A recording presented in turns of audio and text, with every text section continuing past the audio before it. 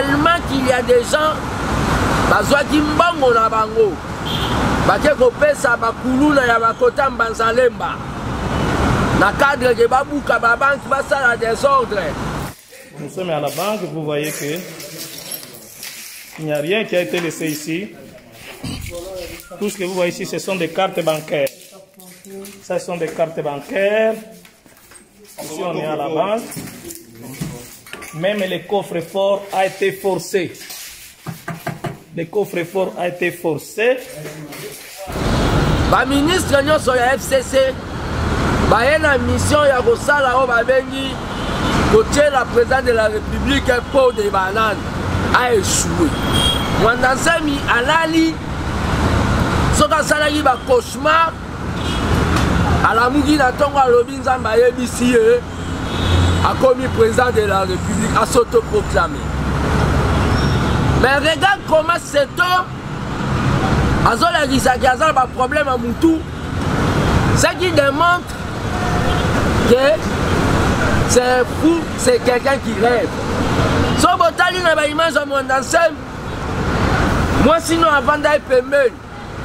So botali atitik ne comme si alingai makambo alaki. Amema kende na makasi.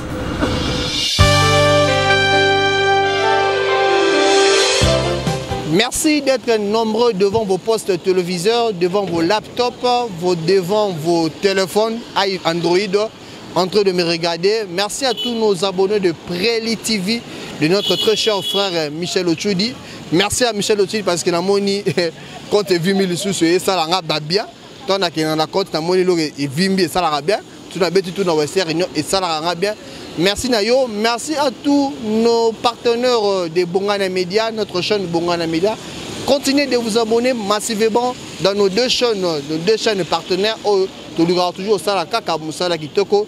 Je sais très bien que Bomoninga na bongo liboso il y a statut, to liboso il y a siège, il y a IDPS à Kibasa parce que to yebi bongo lelo l'actualité politique ni les autres prôner lelo. Il y a eu Mwanda Nsemi à sa déclaration qu'est a commis président de la République démocratique du Congo, a s'autoproclamé, comme on le dit, que président. Et d'ici là, il va nommer son premier ministre pour bouleverser Makambu. A faire renoncer Makambu à Salabongo na Makala. Donc il est capable de faire tout. Ce qu'a bimé la prison Makala, ça qui va bimisa, il a force à donc il est aussi capable, il y a un commissaire présent. Et puis, quand la militaire a proclamé bongo premier ministre et le gouvernement naïe, raison pour laquelle ils ont pas eu un sujet nous avons reçu un appel, nous avons reçu l'invitation de fils Moukoko, le fils du temple, donc à Bensaï Bisso, le presto mais pour discuter, pour partager naïe, sujet ils ont comprimé dans l'actualité politique. Il y a aussi sans oublier moi minga mingeza bongo na Unikino na campus. Bengani bongo étudiant na homme et puis étudiant pour manifester bongo mécontentement par rapport il y a aussi il y a frais académiques et il y a qui bongo binga la katikuna il y a eu de mort des policiers, raison pour laquelle fils moko a bengsi biso lelo to me rappelle partager naie to me rappelle lobela par rapport à analyse ya makambu wana surtout sujet wana surtout, mais sans oublier dans flasher déjà bino que notre papa tu sais qu'il dit le père il n'est pas Benga qui est président de la République avant mais Tala Lelo après Tomoni Bongo Fayulu Martin il est pas Bongo mi Benga Bongo président na Simanango la suite continue Tomoni pe sous Mwanda Nsemi abeleli et ça ba question oyo to me rappelle que tout na fils Mkongo papa salaki yango Tomoni Martin et au salon et puis Tomoni ne Mwanda Nsemi est-ce que makilo wana suite wana e bon continuer to pe ngeni sans plus tarder na rolingakol comme monopoliser la parole parce que Moutou azam le bami le baya fils Mkongo il est invité qui biso to me rappelle questionner to me rappelle partager nous analyser ensemble et là je dis un grand merci à Jonathan Bongania parce qu'il est toujours avec moi Tota Molaranaye Talara sous la pluie mais il est toujours là en train de filmer en train de prendre des images. Merci pour les belles images et le bon son Jonathan Bongania moi na moro bien bogar moi Gitoko on se revoit tout à l'heure.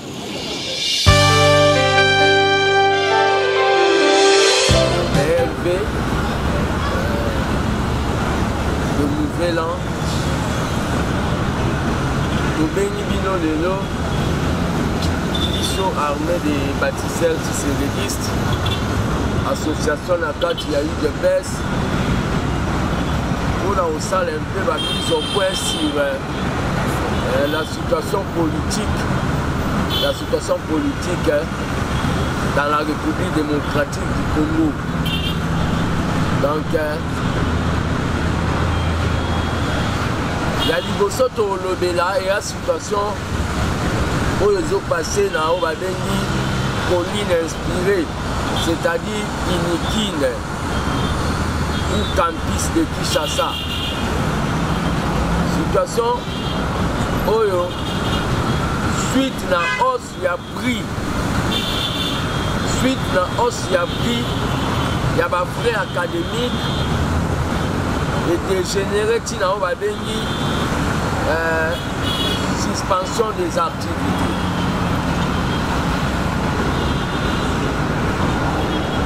Réaction en tant que gardien du temple de la démocratie, simple citoyen congolais qui comprend bien ou comprendra bien par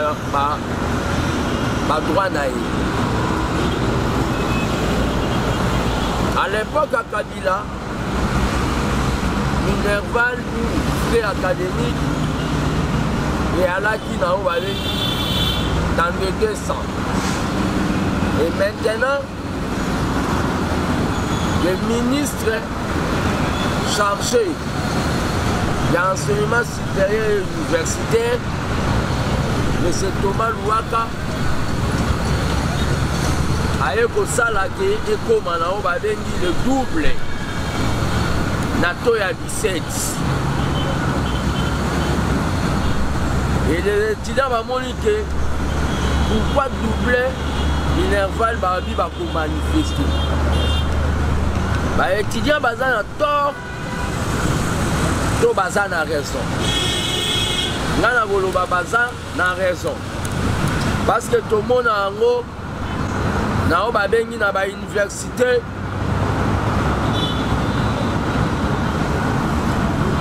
Tout le monde a un mot na ba université. Netia Kokodi. Ba université ya bangi batou ba manifestation. Les étudiants là ba annoncé manifestation ya marche pacifique en air, service de renseignement ya la qui informé, FEPEM chargé de l'intérieur ya la qui informé, la police bazala qui informé, hôtel de ville bazala qui informé, parce que le service wande et contrôle la sécurité en mot. Mais à la grande surprise de tout le monde, la police au lieu de ça la rôle nango pour encadrer manifestation. La police est que n'ende ko sala o babengi ko réprimer manifestation, ko benga na batu na bagaz et ko beta ba balle réelle. Et pour ça il y a babengi résistance à étudiants, il y a eu mort, beaucoup de blessés, ba viol. Nous condamnons attitude à la police. Mais situation ça a été récupéré par Batou. Oh, on a quatre amitiés, mais on a un objectif. Il y a trouble côte à pauvre investisseur Bayati. Là, je vois M. Moussi. À ça, il y a une déclaration que nous allons tout faire. Nous allons tout faire pour que l'investisseur Bayati. Mais les étudiants là bas ils ont une intention de créer soulèvement. Ce qui marche là qui encadré. Ils ont un objectif na bango bazoni. Ça a créé les dégâts. Et le ministre Thomas Louaka bake bakoti réunion na bango so ya conseil de sécurité soki ya nini bazwi décision ya kosuspendre basuki kaka na kosuspendre mpe bapesi baétudiant 48 heures babima na site universitaire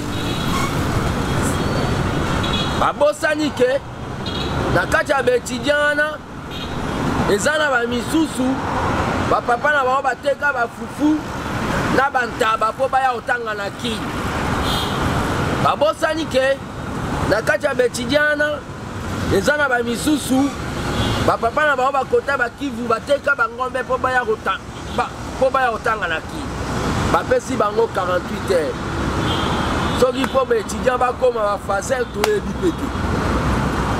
J'avais fait une déclaration il y a qu'au condamner yango.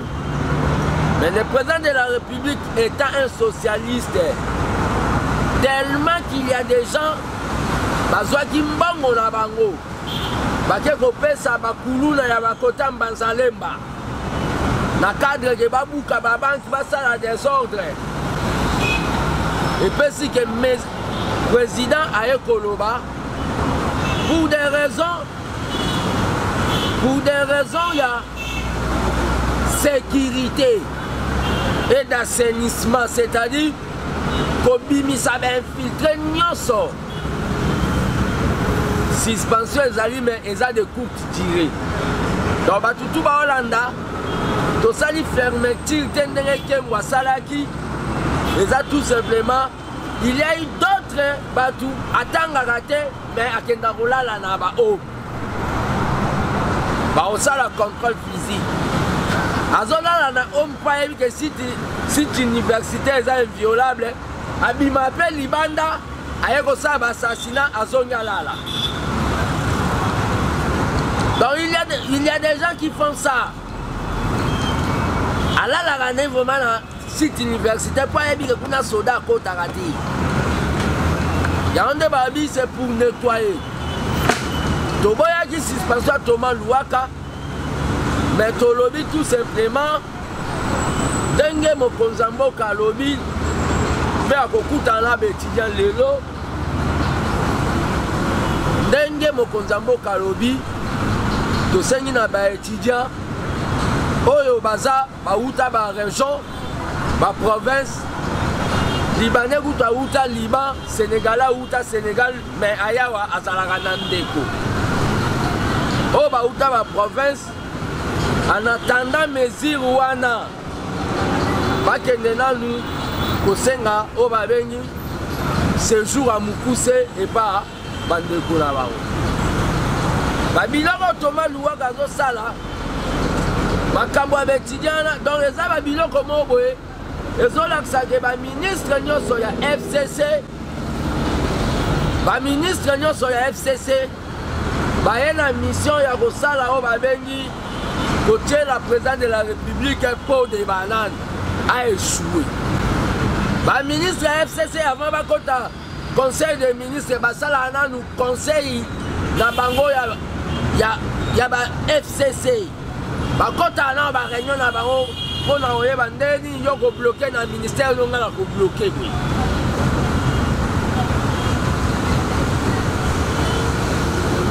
Thomas Louaka sa ba déclaration oyo eboti makambo. Qu'on ne vienne pas nous accuser de Tokangi Université. Et ça tout simplement au balobi mauvaise foi ya administrateur ya université. Mais à niveau ya peine recteur avant dit ça ba professeur a sololi na bango simamba fra académique avant d'ici pe étudiant a expliqué bango comment oyo ba fait comment na niveau ya unikin bandi ba recteur bazana ba comité na bango oyo ba fort comité oyo bango ba utilisaka ba étudiant. L'université est devenue politisée. Le professeur a tendance à la mouka. baza na tendance ya kokotisa politique na bango ya makanisa soulèvement tina kati ya université et créer climat d'insécurité. Bato bazolinga bakweyisa oyo babengi pouvoir ya Fati. Mais pouvoir ya Fati babosani eza pouvoir ya peuple. Peuple bakweyisake jamais. Baye kobanda na aventure ya muto akota kasho akima abuki kasho alingi akima bakanga ye badimisie na mawa un certain monsieur né Mwandansel. Toujours pour nous créer sécurité. Dès Mwandansemi aza lokola mutumona o babengi na mutumo azala na République du Congo Brazza comme on est Pasteur Ntoumi. Pasteur Ntoumi a abandai kozwa bato ya maboma a traité bango ayaki kosala babengi brigade ninja na cadre botola bukonza bomisa ba jeune ya Sud ya ba côté ya ba Dolizi na Pantinoire bomisa bango pour rien. Mwandansemi alali soka salaki ba cauchemar alamuki na tongo alobi nzambe ayebisi ye akomi président de la République a s'autoproclamé. Mais regarde comment cet homme azolakisaki aza ba problème à Moutou azo se déclaré qu'aza président de la République fédérale du Congo mais azo senga ba président Félix aya kopesa ye drapeau ba armoirie ya République démocratique du Congo. Oza président ya République fédérale du Congo oyo ezalaka te ozo senga baya kopesa ba armoirie ya République démocratique du Congo. Ce qui démontre que c'est fou, c'est quelqu'un qui rêve.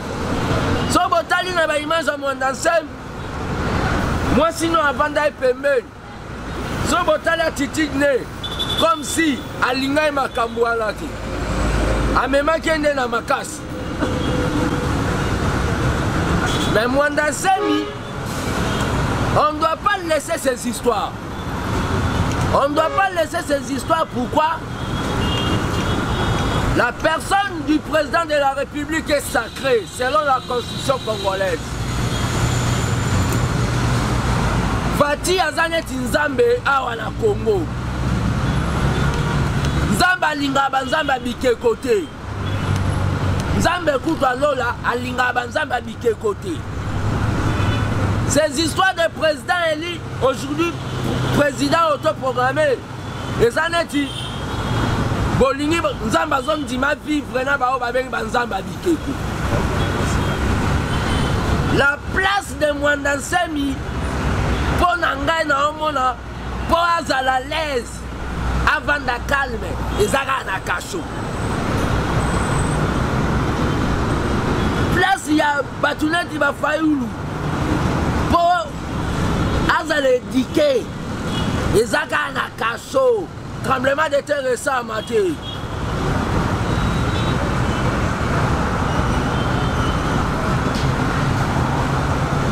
J'interpelle le président kozala démocrate et l'obité ozana babeni excès de douceur. Mon président Fati que j'aime beaucoup douceur na boboto et le qui. Douceur na boboto et le qui. Nous devons appliquer la loi maintenant. Parce que Togoya avant d'appel, Toripe, Boutouma Abimi, moi mon Abimi soit Abimi, yépe candidat, yépe président de la République. Oh bah Fayou nous bah osala, bah Mwandansemi bah osala. Ceux qui battent bah on a caché tremblement de écosala maté.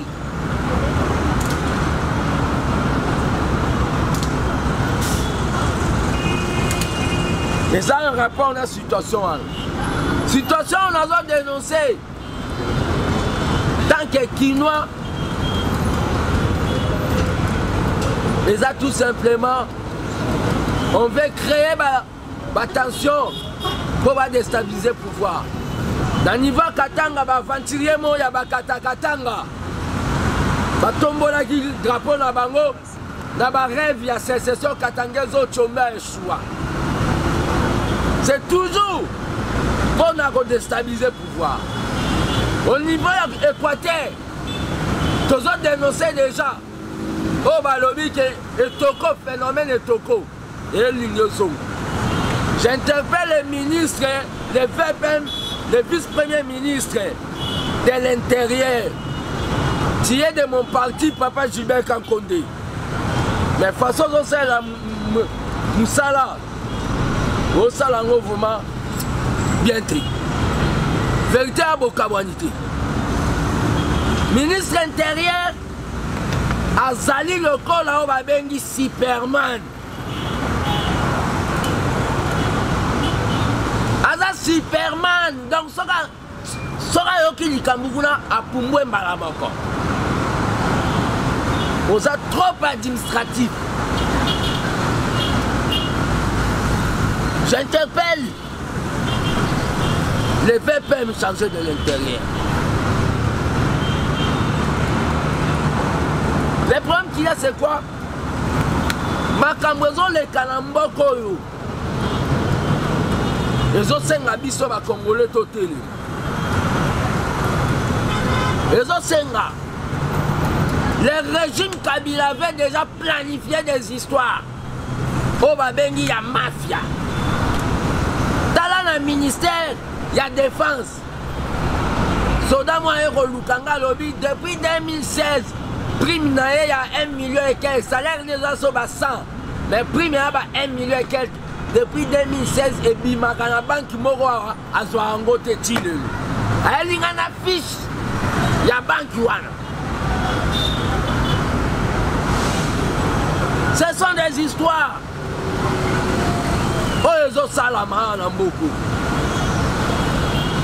Bisoto Tikango.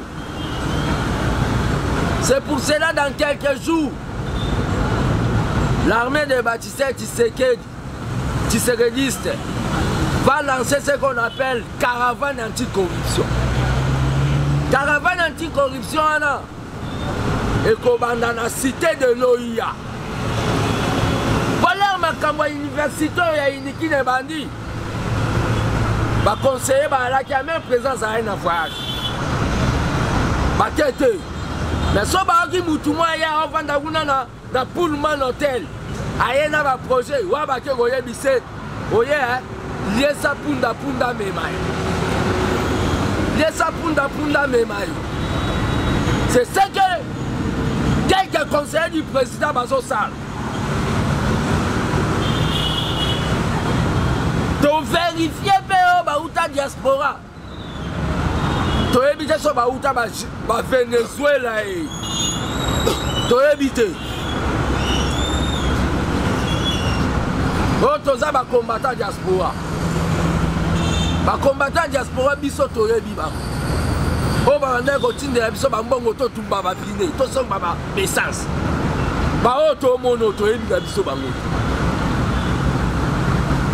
Le président il faut renouveler le cabinet.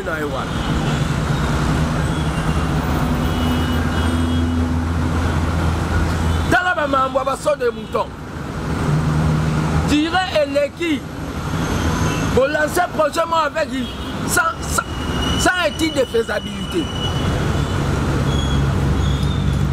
Si tu as le lobby, on m'a camboulé, on a fait sa fenêtre, on a critiqué.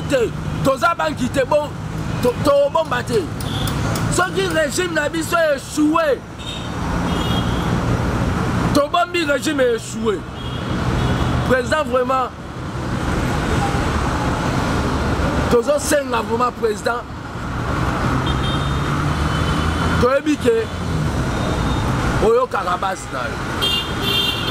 Caravane autobalancée anticorruption. Et dans la présidente de la République, il faut mafia et ça là on a 4 après. Les abattus mais ils sont 4 chouana. Oh bazo sous la présidente. Après tu quittes là on a primature. Après tu on a ministère à portefeuille.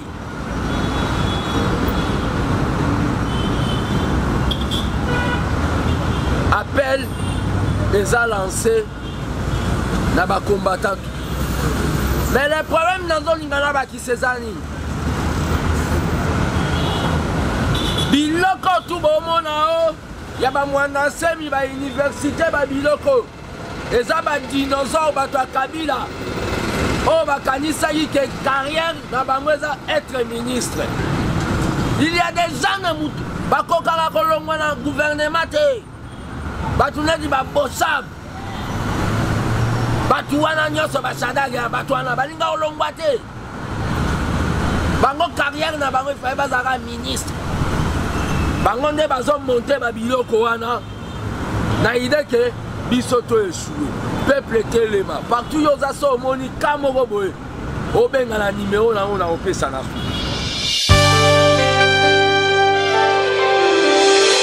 Et nous voilà à la fin déjà de notre point de presse. Pour discuter,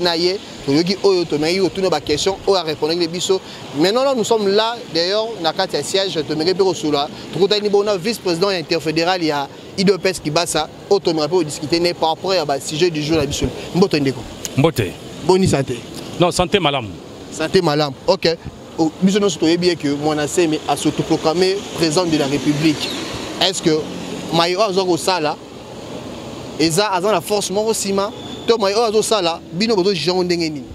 non, mais moi je pense que mon ancien Miaza Lokola, tant que la main noire au Ezanase pour notre bébé Samaramba Congo, je pense, je pense que c'est comme si mon ancien peut faire partie à bateau à zone déstabiliser Congo. Parce que Ozana qui est une élection, Bazara qui a aligné, Fayou Azara qui a aligné, Félix Tshisekedi Azara qui a aligné, Chader Azara qui a aligné, le l'autre côté, mais Yoko tout ça dans la liste était, au bimé lobby, Yoza, candidat qui a gagné le pouvoir. Est-ce que c'est pas Eza folité? Tu vois le bâtiment que Eza, comment on est sous Nani, mon ancien, Asa ko tambola nanzela po ya batama boma te moni po muta ko maliboma, il faut banana ko tambola malem nanzela liboma tira ko maliboma 100%. On a zomi tout na question. Est-ce que mon ancien a côté nanzela que meme na liboma te? Parce que abanda makamune banda Mobutu. C'est depuis l'époque de Mobutu que mon ancien azalaka toujours créer un problème. Mais papa Eza, mon ancien ma côté nanzela ya liboma, donc on de faire liboma. Mais l'histoire nous rappelle que le président notre papa Tshisekedi le père, il est payé à ce tournoi qui a bongo. Oh il y a papa et créé qui a un problème mais les lots vont créer un problème pourquoi? Mais il y a papa, il y a docteur Etienne Tshisekedi, père de la démocratie congolaise. Mais c'était clair. Azalaki aligné parmi les candidats. Et pour preuve, Lelo, Neko Moïse Katumbi a publié en haut, alors clairement que Toyibaka pouvoir, il y a docteur Etienne Tshisekedi. Donc nous, UDPS, nous disons des choses avec preuve. Mais il y a mon ancien, tu n'es même pas li, je ne sais pas. Pouvoir de mon ancien Mazroba, il y a mon Lili, il y a qui, donc je ne sais pas, il y a Ndengenin. Parce que le docteur Etienne était dans ses droits de proclamer parce que même au gouverneur à Katanga, un membre influent. Financé peut perdre na Congo Moïse Katumbi a confirmé que Toyibi pouvoir il y a Etienne Tshisekedi na makasi. Nous sommes IDPS, nous sommes toujours dans Nzela. Nous sommes toujours dans le droit chemin, donc il y a gauche droit tête. Non. Voilà, par rapport à l'ordre du jour, tout le sujet du jour, autre qui est né, il y a une Makamoué, l'équipe na Unikinwana, ba étudiants ba manifester mécontentement na bango par rapport à ba sentence ba boké ba bima bona ba homme ba Mathilde bango frais académiques na habité nengeni ba ministre akati makamwana ozo juger analyse en ndenge. Non, mais ministre d'abord ngala mona ina TV l'école lobby qui frais et ça na 164 000 francs congolais nenga kataki. Mais je ne sais pas avec quelque temps donc azana pédagogie. Est-ce que ce que lui comme Matsa Minerval? Est-ce que comme Matsa Minerval, le long de 10 francs, Mbalamoko 100 francs? Ça, c'est ce qu'on appelle inciter les gens dans le trouble. Donc, le ministre, par manque de pédagogie, a incité les étudiants dans le trouble. Moi, je ne peux pas condamner les étudiants parce que c'est révolté. Mais alors, on a condamné les étudiants. Beaucoup qui ont quitté l'ordinateur, ce qui chef de l'État, c'est là qui est fort. Parce que c'est l'ordinateur, on a quitté. Et ça, on a bien, moi aussi, je suis étudiant. Même si le long, dans 6 classes, dans la pas étudiant. Mais moi, je pense que Thomas Louaka ou Azali, ministre à tutelle, il faut s'expliquer comment on a 164 000 francs congolais auxquels sont pourtant préalables à arranger le terrain. Donc je pense que d'autre part, Thomas Louaka a participé d'une façon ou d'une autre à des ordres. Jamais traiter tout le rôle. Non, il faut toujours qu'il y ait une pédagogie qui accompagne surtout Makambo et Tali peuple, surtout Tali social et peuple. Il faut faire très attention. Au le bacal de Bamoka Mouké ou pas épéler Simoto. Non, Aza politicien à Kala. Mais je ne comprends pas pourquoi. Je pense que ma main noire tozo le baké, oh, ils ont déstabilisé Congo. Je pense que Baza est belé. Sur le BFCC pour le bon numéro cash. Non, mais je pense que Baza est belé, ma main noire, oh, ils ont déstabilisé. Pouvoir, il y a président Félix Tshisekedi. Pourtant, chef de l'État Azali chance il y a Mboka Nabiso. Ce qui est président de Félix Tshisekedi Bandakala, mais si tu ne développes pas tous les cas, n'a pas Afrique du Sud. Mais si tu as malheureux parce que. Mais, et ça peut être trop tard, nous avons un chef qui est là, Félix Tshisekedi, qui a juré pour bien un peuple congolais. Merci, monsieur. Moi, présentation, parce que vous voyez quand même, vous avez vice-président, il y a fédéral, il y a IDPS qui bat ça. Comme on a comme ça, et puis un dernier mot. Bon, moi je suis monsieur Christian Malaba. Premier vice-président interfédéral, il y a Ville à Kinshasa. Il y a eu des PES qui bat ça. Donc, oh, est allé Kinshasa Mobimbao. Dans sa deuxième personnalité, dans la ville à Kinshasa. Donc, Makamoro, il y a Kinshasa, que pourtant, Nayo Kata et les Kata Nalito Inangai. Mais je pense que le Balanga Souka, mon cher. Le Balanga Souka, c'est que Nazar au sein d'un peuple congolais va soutenir le président de la République, Félix Tshisekedi. Il y a une Azali chance à Congo. Nazar a répété. Président Félix Tshisekedi, c'est la chance de notre pays. Bon, mon ibino moko, Azubo Konzawa, attends l'issa si moko ebetité. Moins d'une année, paf, enseignement gratuit. Et puis, nena yebi, kalaming était soin de santé comme on fait. To lingato sangisa maele pour nato développer mboka na biso, to tika ko kende na sima ba menwa Rwanda. Ba menwa Rwanda ba yebi ke mabe basala na Congo eleki ebele, et que Congo la ko linga lisusu te. Ba ko batama na sima ya bato baza ko comprendre makambu bien te. En tout cas, soutenons le chef de l'État, ça on est le balanga suka. To soutenir partout aux alliés. C'est bon. Merci Tokomimboro Nasuka, il y a intervention à Bisso. Merci à Jota Bongana, malgré sous la pluie, tu fais toujours ce bon travail. Merci à Preli TV, Michel Otoudi, merci à Bassoutien Nayo, merci à tous nos abonnés de Bongana Media. Continuez toujours de nous donner cette confiance que analyse na biso, toujours information na biso, on se retrouve prochainement.